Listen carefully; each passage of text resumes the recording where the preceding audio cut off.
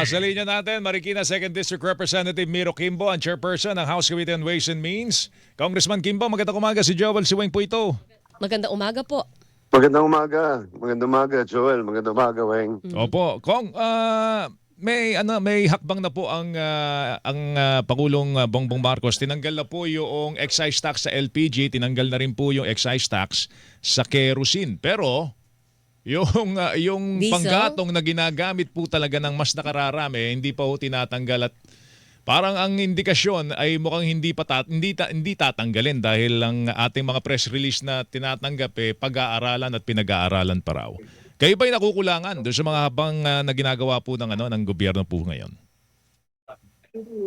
Ako, kumbinsido ako na hindi pa tapos yung pagkilos ng palasyo. Ibig sabihin ay patuloy nilang pinag-aaralan. In fact, nakikipagbalitaktakan sila sa atin para tingnan yung mga datos dahil sa tingin ko talaga ay kulang ito at naniniwala ako na sa susunod na mga araw ay tatanggalin din ang excise tax sa diesel at saka gasolina. Dahil malinaw talaga na hindi tama na ito ay na ang diesel ay ginagamit daw ng top 30% ng ating populasyon, ang 81% nito.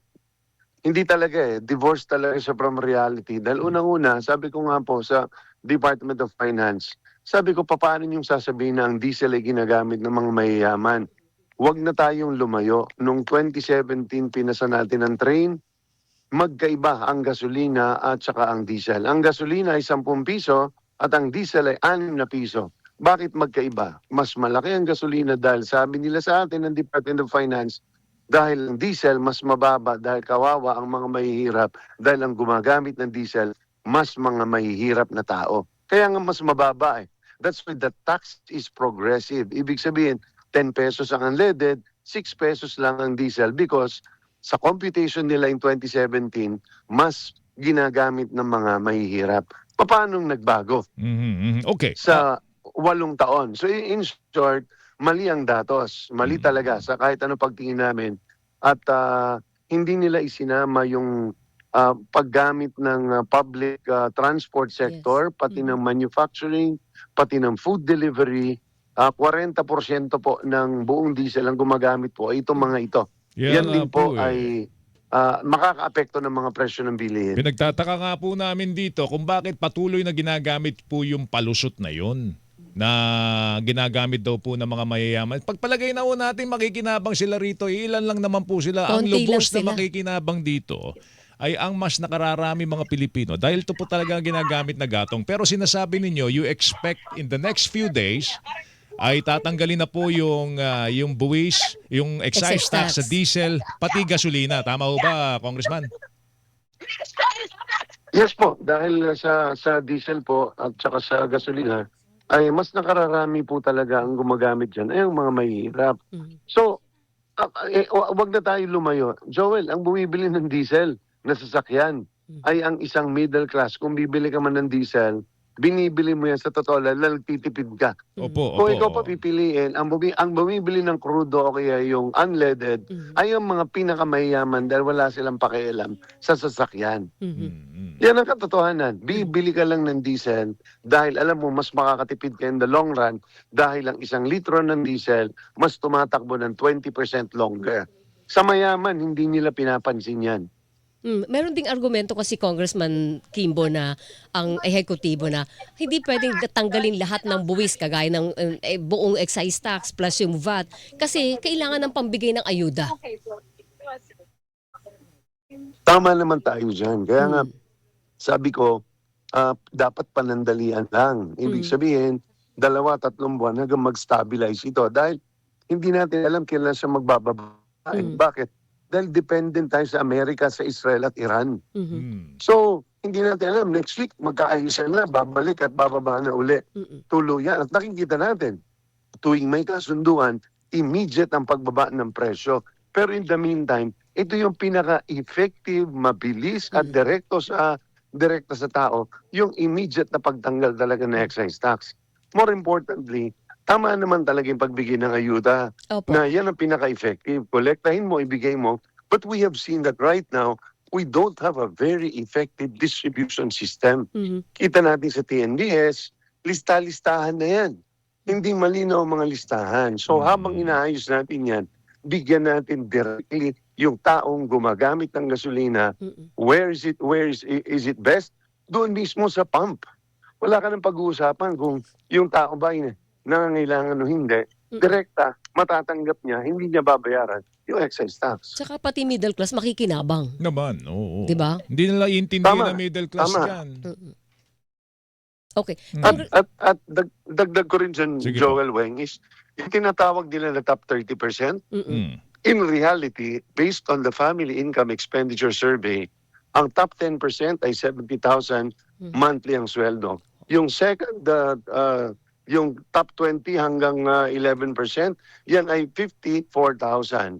Yung 70 to 79, yan ay less than 50,000. Mm. Hindi yan mayaman. Middle class yan. Yes. Yan yung mga isang hakbang na lang pag may magkasakit, babagsak din yan papunta sa hindi pagiging mayaman, pagiging below the poverty line. But more importantly, meron kang 70% na makikinabang. Okay. Di ba? So, Opo. hindi ko alam saan nagagaling ang mathematics eh. Opo. Siguro magandang malaman na rin, Weng. Ano ba ang development dun sa ano ba yun, Bayanihan 3? Bayanihan 3, yun ba Bayanihan 3, itutuloy opo. niyo pa, Congressman Kimbo, considering na may nagkakasunod-sunod na yung rollback sa produktong petrolyo? Well, dalawa kasi ang tawag namin dito ay Kalinga Bill. Ito yung bill ni Speaker Boji D. Oo. Kailangan siyang ituloy dahil dalawang ina-address niya. Is yung immediate, meaning yung ayuda system, and then yung pangalawa is ano yung permanent steps na pwede natin magawa para ang ating lipunan at ang ating ekonomiya ay hindi na mas tinatamaan kapag nagtataas o nagkakaroon ng oil price shock.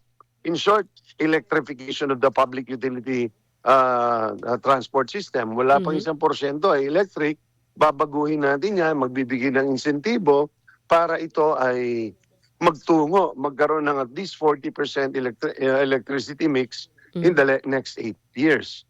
Yan ang isa sa mga permanenteng hakbang na ating tutukuyin dito sa Kalinga Bill na ito. How to make our economy less dependent on oil.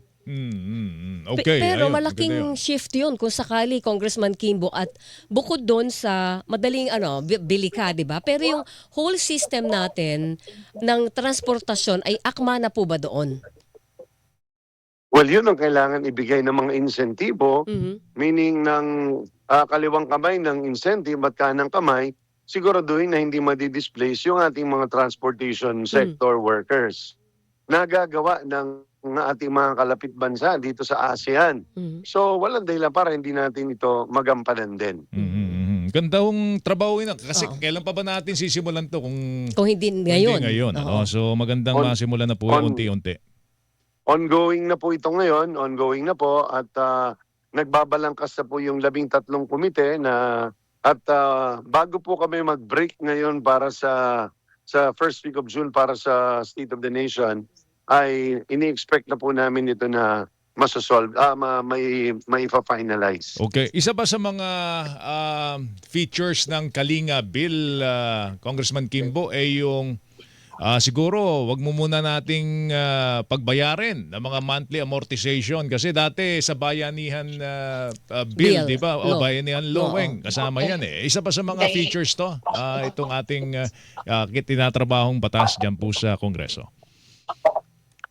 Kasama po yan dahil naniniwala po tayo na Na? Ako, nawala si Congressman Miro. Mobile si Congressman eh. Ayun, Naputol. tuluyan ang natutot po tayo. Oo. Sige, baka natin yan, Weng, kasi alam mo, magandang masimula na po natin yung electrification. Oo. Kasi masyado tayong dependent, Weng, sa sa langis. Sa langis. Oo, Okay na daw si Congressman. Okay na. Oo. Balikan natin. Kong, apo. Opo.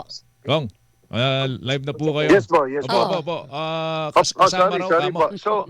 So yung private banks po natin ay minimit natin para encourage po sila. Pero gusto po natin tingnan yung SSS, yung GSIS, at saka yung PhilHealth, lahat po ito, ay matingnan natin ano yung pamamaraan para maibalik. Nagawa na po ng GSIS, nagkaroon po sila ng credit back. yung 3 months mula December hanggang February na amortization ay binalik po nila sa bulsa ng kanilang mga miyembro. So yan po ang pinag-uusapan natin with Pag-ibig. Kung pwede po nila magawa, hindi naman po para ilibre, kundi bigyan lang ng panandaliang paghilom dito po sa krisis na kinakaharap. O basta Congressman, pag siguraduhin lang na pag after 3 months, pag magsisimula na ulit ang amortization, Walang hindi interest. compounded ang interest at saka ang penalty. Yes, yes. So ang mangyayari dyan, Weng, ay slide lang, slide. Yes, oo. Inuurong mo lang Yun, technically. oo. Or magandang ginawa ng GSIS, yung imbis na maghuminto ka, dahil pag huminto ka, na minsan nasisira yung payment behavior. So Yes. ginawa nila is, ibinalik nila yung binayad nyo na sa amin mula December hanggang Feb, cash, credit back nila, pero tuloy-tuloy ka sa pagbabayad mo. Mhm. Alright. Gusto ko lang intindihan ng gobyerno, bakit mahirap na hirap silang tuluyang tanggalin na excise tax sa mga produktong petrolyo? Ang parating kinakatwiran kasi, malaki ang mawawala sa gobyerno. Nagbibigay tayo ng ayuda, Well, saan tayo kukuha ng pera? Well, sa tingin ko, hindi lang din ho doon, ano? Yung matindi talaga pushback galing sa Department of Finance sa pakwari ko dahil kinakabahan din sila na ito yung magiging wrong signal para sa ating mga creditors na nakatingin din po dito. Iniintindi ko naman po kung saan sila nanggagaling dahil yan talaga ang nature ng trabaho nila. Para silang tesorero ng classroom, ng homeroom, mahigpit talaga ho sila. Pero sinasabi natin is we need to make a political decision that is actually based on data, and that is to stop and to suspend collection muna ng excise tax. Alright. Congressman Miro, salamat sa oras. Kong, Magandang thank you. umaga sa inyo. Thank you, Good sir. morning po. Maraming salamat. Magandang umaga po. Si Marikina City 2nd District Representative Miro Kimbo, siya rin po ang chairperson ng House Committee Ways on and Ways Means. and Means.